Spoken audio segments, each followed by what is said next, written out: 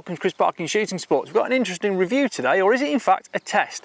I have got with me a CZ457 synthetic 16-inch light barrel. This is the light sporting rifle. It's the opening end of the CZ457 range. In contrast, I've got a CZ457 LRP here, and this has got the heavy barrel, 20-inch long, heavy stock, much more stability, adjustability. It's also got the match chamber as well. And a lot of people say to me, which one's best? Well, neither of them is best.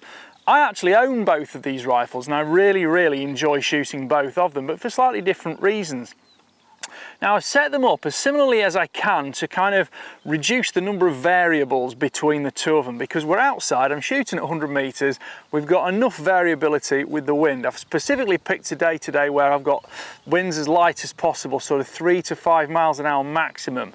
And I really want to see how well we can shoot them against each other at 100 meters. I've got 3 ammunition types. I was going to use 5, but I've decided I'm just going to go with 3 different types. I've got SK Standard, RWS Rifle Match, and I've got Hornady Varmint Express 2-2 rimfire ammunition. Now what I'm going to do is I am just going to shoot 5 rounds of each type of ammunition into the backstop, just to lead up the barrel for a bit of consistency, and then I'm going to shoot the second 5 rounds into a target. The accuracy is not what's on test here, because I'm probably going to shoot the groups slightly off center just to maintain my aim point, and you will have to accept the fact that I'm going to put an umbrella up shortly just to dampen the light down a little bit so I can see, which will change the filming slightly of me shooting. But we've got a camera down on target, we've got wind flags down there so I can see roughly what's going on, and hopefully we're going to get a bit of a difference, because I've also got an FX True Ballistic chronograph. I'm going to put that out as well. We're going to record all the velocities, the extreme spread, standard deviation, ballistic coefficients, things like that. And actually I've just been having a quick little shoot with them, and you can already notice there's one major difference between the 16 and the 20-inch barrel in terms of the sound output.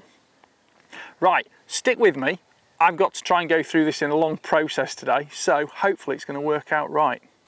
So, group number 1 now. This is the LRP, top left target, 100 meters, chronographs out. We've got the Hornady Varmint Express ammunition, which is thus. So I've leaded up the barrel, let's shoot the 5 rounds.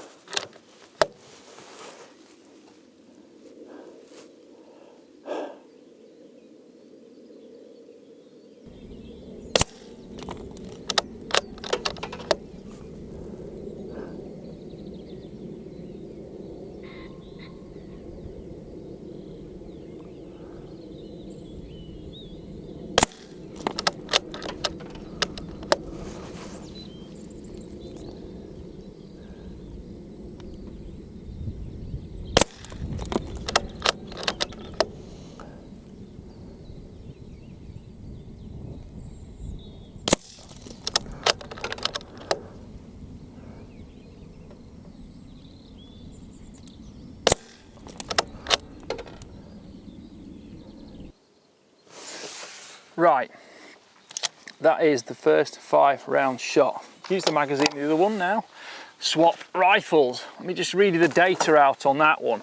We have 5 shots, average velocity is 1,078 feet per second, extreme spread is 28 feet per second, the standard deviation is 9.5, and the ballistic coefficient is 0.133. So let's swap now. Group number 2 now, this is the synthetic Varmint Express ammunition. I'm just going to reset the chronograph. So we're going to go on the middle row now, left-hand target. Again, it's not about the specific accuracy, because I'm changing ammunition types and rifles all the time. It's about the group size, really. And don't forget, I can see the wind flags are still moving around.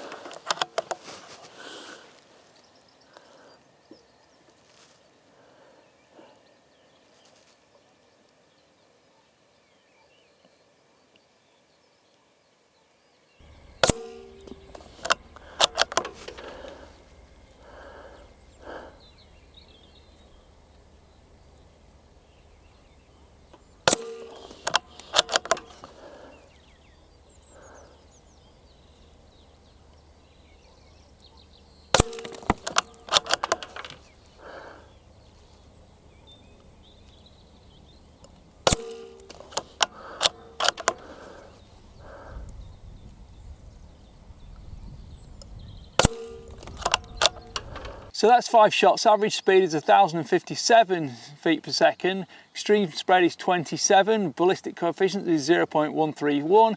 And the standard deviation is 9.16. Right, first thing to comment on is the LRP is more stable in aim. It's bigger, it's longer, it's heavier. They've both got the same bipod, they've both got the same scope on. It's a slightly different specification in terms of the turret and the reticle, but it's essentially the same element helix 2-16 scope, both wound up to 16 power, parallaxed at 100 meters. Both of them have a fully free floating barrel, so you've got no issue really with any movement in the stock affecting the barrel itself. The action is identical, the trigger is identical.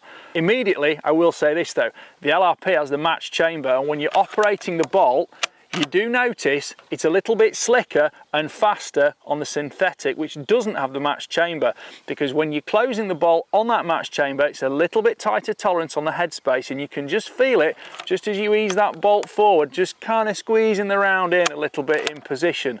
So those are two things you immediately realise. Now, of course, the stocks are totally different. They're really intended for completely different purposes. Now, both rifle will do the job of the other one, but they are definitely slightly more suited to different circumstances and scenarios. This is the rifle you want to be carrying around when you go bunny shooting at night. That's the rifle when you want to be shooting long range in the day on targets perhaps, but each will do the other's job. Right, let's swap back again because I'm now going to shoot different ammunition. Okay, next ammunition is the SK Standard Plus. This is ammunition I've had massive success with through CZ rifles. So I'm going to shoot 5 shots through it to load up the barrel, then I'm going to shoot 5 through the target just to see what the group size is like. Again, I cannot stress enough, the wind flags are moving. I have got too much other stuff to go on with cameras, etc., batteries, to fully concentrate on everything at once. The mid-range wind flag is virtually stationary because I've got a hedge line all the way along, but there is wind flag movement actually at the target. Having said that, the mid-range wind flag has just swapped completely one side to the other. Now again, these might not hit in exactly the same spot. I've just averaged out the zero between the different ammunition types just to make sure I'm staying on target. Zero the chronograph.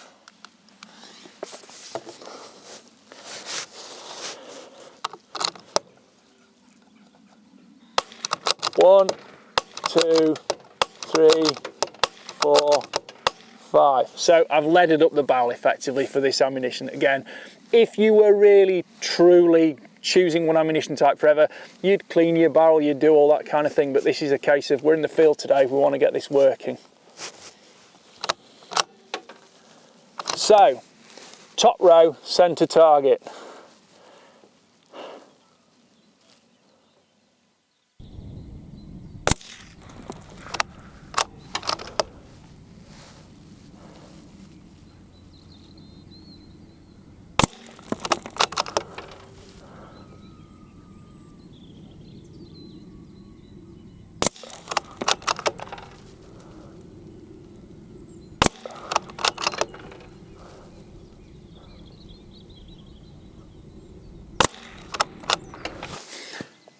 So, you'll immediately notice bolt manipulation is a lot quicker in a way because we've got this rubber bolt knob on here which comes with the 457 LRP. You can get those individually, it literally just squeezes over the top of the standard steel bolt knob. But the stability in the gun itself does allow you to sort of hold it down a little bit more. The physical mass is different. Okay, we've chronographed through 7 shots there because we coupled ones on the leading up one were just a little bit off target. So, shot 7, average velocity is 1,090 feet per second, extreme spread is 21, standard deviation is 7.24, and the ballistic coefficient is 0.149. So, that shows the difference between those two ammunition types as well. Let's swap back and go to the other rifle. Same procedure, 10 shots in the mag. I'm using the same magazine for both rifles because it's just handy and they're all consistent. They are all interchangeable. Again, it is exactly the same magazine, exactly the same action, exactly the same trigger.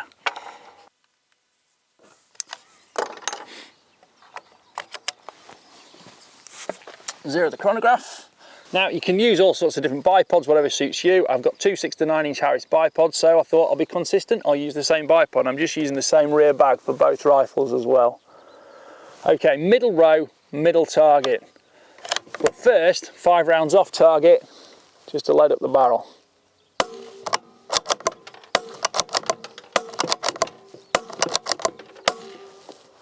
Right, that's my 5 rounds.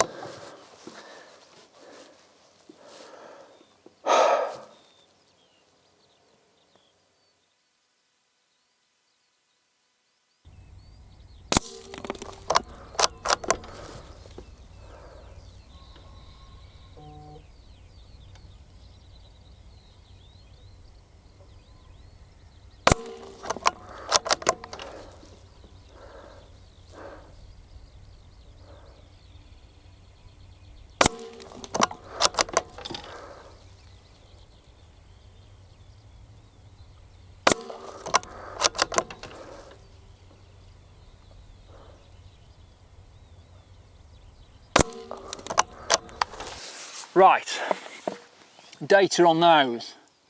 Oh dear, we didn't zero the chronograph, did we? I'm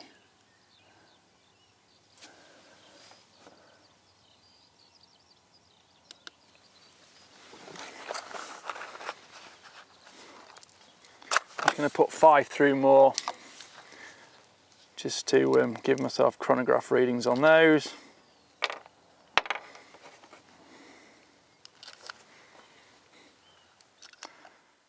Big thanks to Edgar Brothers for sending the Hornady ammunition. Big thanks to Viking Arms for sending the SK ammunition. And I bought the RWS ammunition from Swillington Shooting Supplies.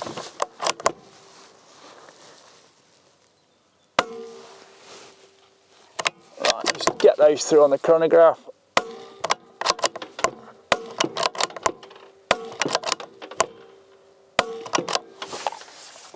So, data for that ammunition, which is the SK Standard Plus ammunition through the synthetic.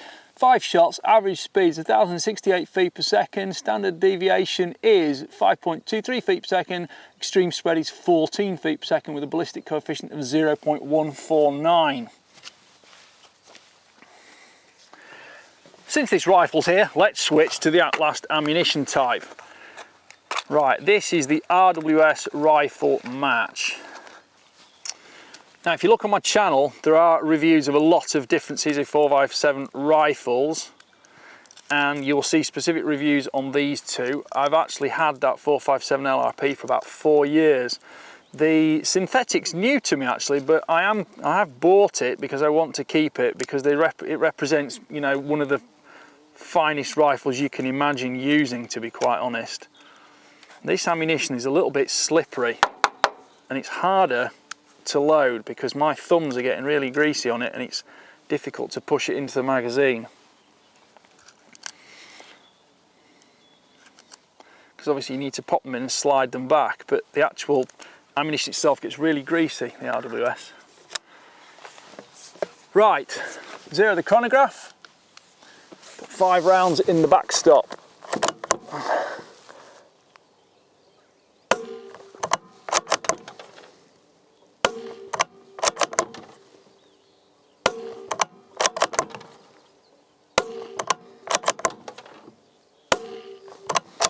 So, now we didn't record all of those unfortunately.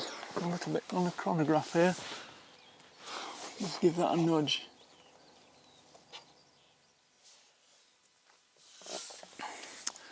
Right, 5 rounds on target now.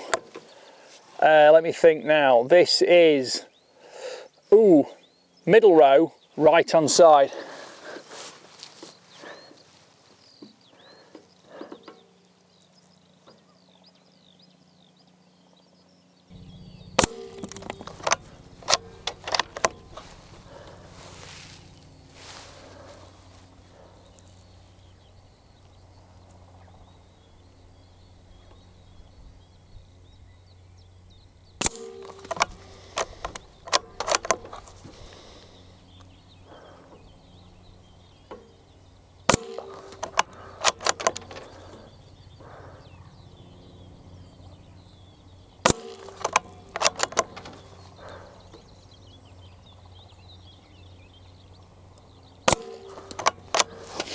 So, data on there, 5 shots.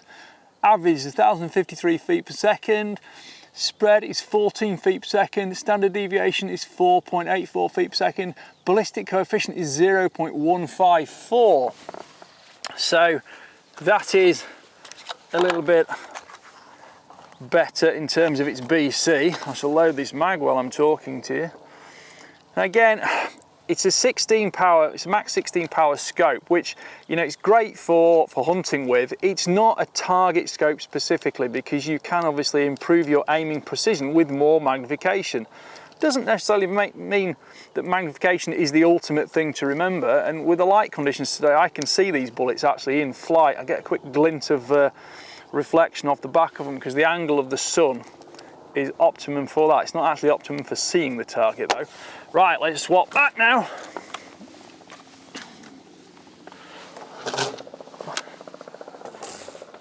Zero the chronograph.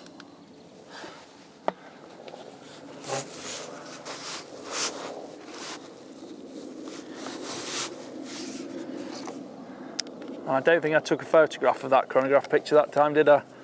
Oh well. I did read it out to you though, didn't I?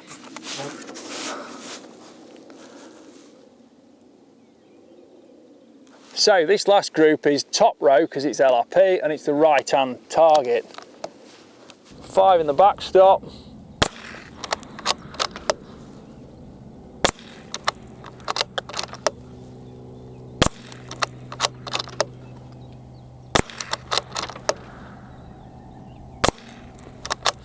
Now, you notice immediately there were crackers on that. That is variable just around the speed of sound. 1,099 feet per second average speed. Extreme spread's 29. Standard deviation's 12.02 and the average BC is 0.140. Interesting how those figures change because of the length of the barrel, and of course that speed of sound breaking also has a slight effect on the BC too, or the way it's measured through the radar on the FX chronograph. But let's see what the group size is like. So, last group, top row, right hand target.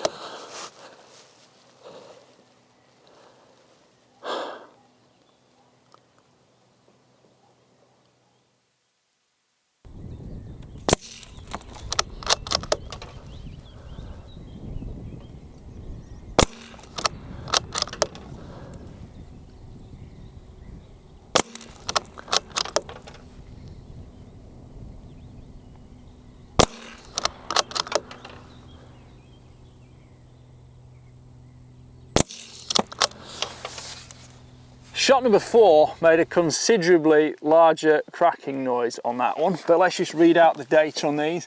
So 10 shots it's recorded here, 1,098 feet per second, 31 foot per second extreme spread, standard deviation is 11.64 and the average BC is 0.141.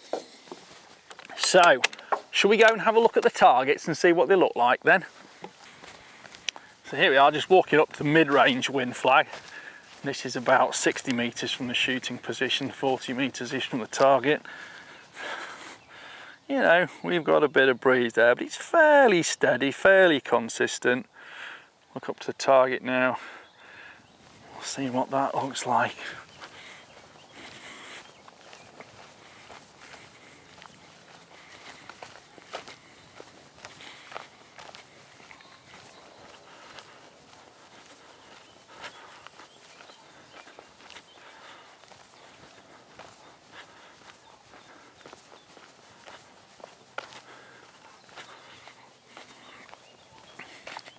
You can see there's a much more open area to our left. Now that really does tell us, what does it tell us? It tells us windage is a huge factor to accommodate for. Right, LRP groups, Hornady, that's the SK Standard Plus, that's the RWS. And then this is the synthetic Hornady SK Standard Plus RWS. Now,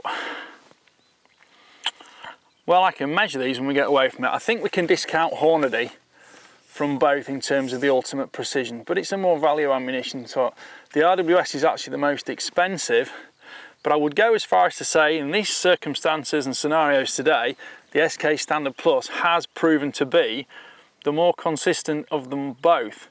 Now, in reality, I would have to say that the group with the synthetic is smaller than the group with the LRP.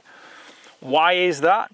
Well, that's a statistical factor based around 5 shots in variable wind conditions, and it just goes to show you that you can't base your opinion of a rifle on one group alone.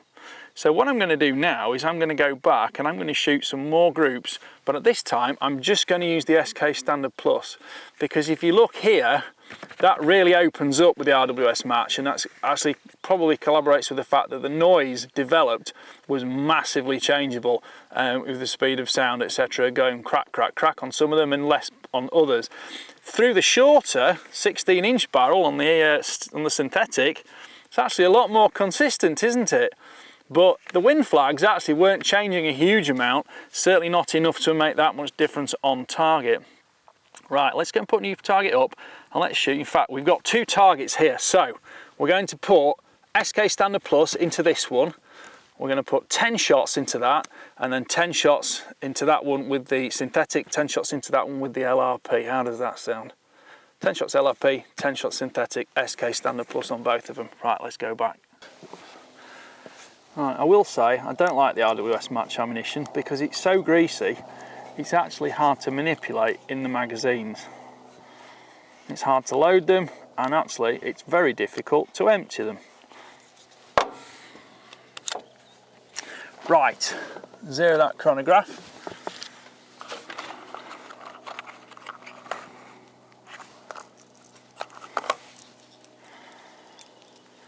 I've leaded up the barrels.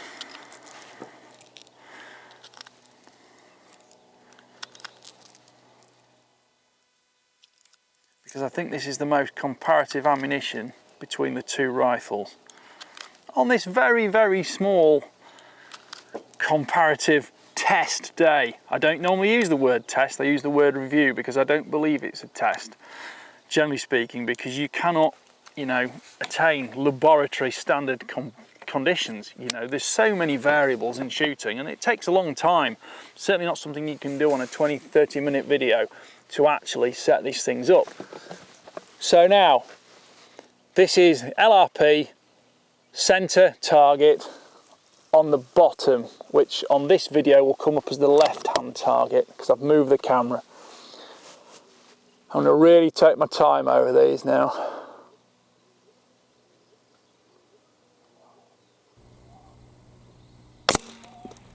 Wow, this is England and we've actually got a bit of mirage boiling away.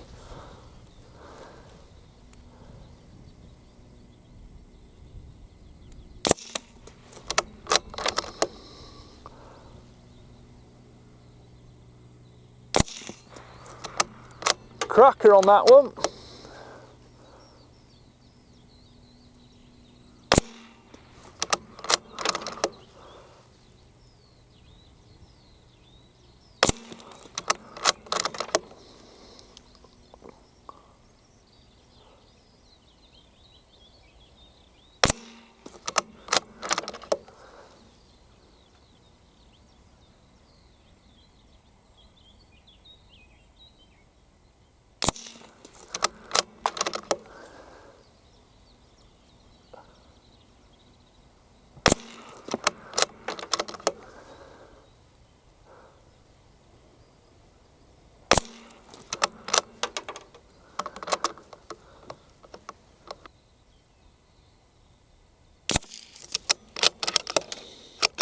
And we're out. I may have lost count there, so you might have only got 9 rounds. Yep, chronograph says 10. Right, 1,083 feet per second. Extreme spread's 29, average BCs was 0.151, and standard deviation is 8.33 feet per second. Now it's interesting to discuss here because bolt manipulation is probably a little bit easier on that one because it's got the bigger bolt knob on it, but You don't notice with the SK Standard Plus this slight headspace difference between the two rifles, because I think this has got a slightly thinner rim on it. But yeah, the weight of the rifle, you know, you can move your head on and off a little bit, and you kind of straight back into the point of aim a little bit more quickly, both visually and the fact the rifle hasn't moved as much.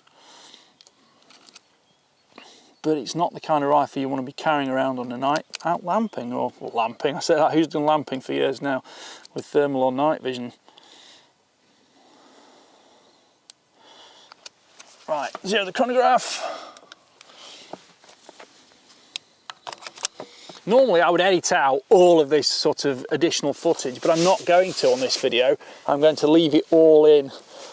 So other than the slight bloopers where I've babbled a word or something, I'm going to be leaving it alone. Yeah. Chronograph zeroed, 10 rounds, bottom right target.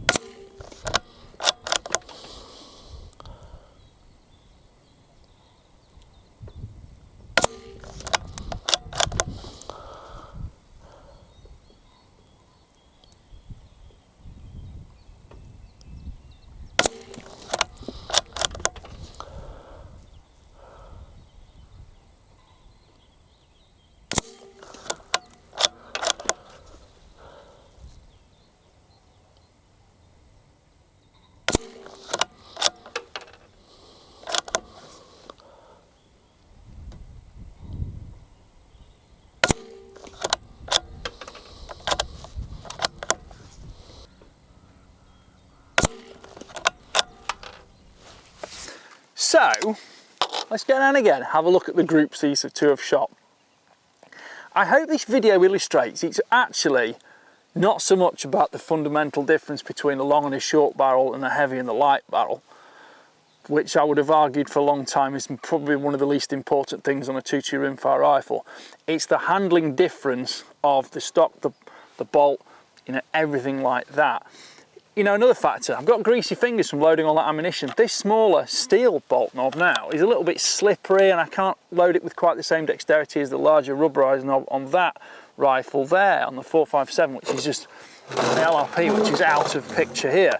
You know, you compare that with that, and I can just flick that with my finger, thumb tip, like exactly. And this one, it's a little bit different. I've just got to be a little bit more deliberate with it. Right, let's go and have a look at the target. But the data from the ammunition is 10 shots, 1,059 feet per second average, extreme spreads 23 feet per second, standard deviation 7.6, and the average BC is 0.146. Let's go and look at the targets. So here we go, those are the two targets. 457 LRP on the left and the synthetic on the right. There's a bit of a spread around with both of them. I think I would want to probably get the tape measure out and measure those just to see exactly which is which. But you can see there's a lot of variables in play. It's not just the barreled action.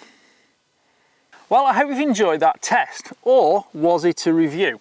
In my opinion, it's still a review because you cannot eradicate all the uncontrolled variables, therefore it is not a scientific test, but you can do as much as you possibly can to minimize the number of variables when you're testing two guns or reviewing two guns side by side. That is not something I do very regularly at all, to have two such fundamentally different but fundamentally similar guns side by side. I will reiterate, I love both of these rifles. If I have a soft spot, I think I prefer this one because it's just so accommodating, it's so enabling for shooters of all budgets to really get into experimenting with two-tier rimfire shooting, learning more about shooting, pushing ranges out there, playing with ballistics and testing things in your own space and time. On the other hand, I can appreciate the benefits of the LRP. It is more stable to aim. The physical mass of it is more stable. The bolt manipulation is a little bit faster, although offset that against the headspace, some ammunition types quite tight on headspace, and it actually does slow the gun down a little bit. Now, as many of you who have seen all my other reviews will say, I've used this rifle for testing a lot of different optics, or reviewing a lot of different optics, and also a few different chassis type stocks for the 457 action, both the MDT one that comes on the actual CZ's own MDT chassis rifle, which is a really interesting one for PRS shooters.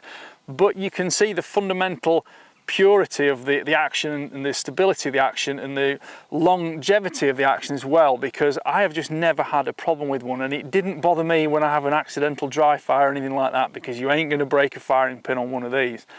Both of them got the same SAC moderator, both of them got the same 69-inch Harris bipod, no issues with compatibility there. The last thing I would say though is, if you are really into the serious target shooting, I would say the scope is going to make far more difference than the rifle.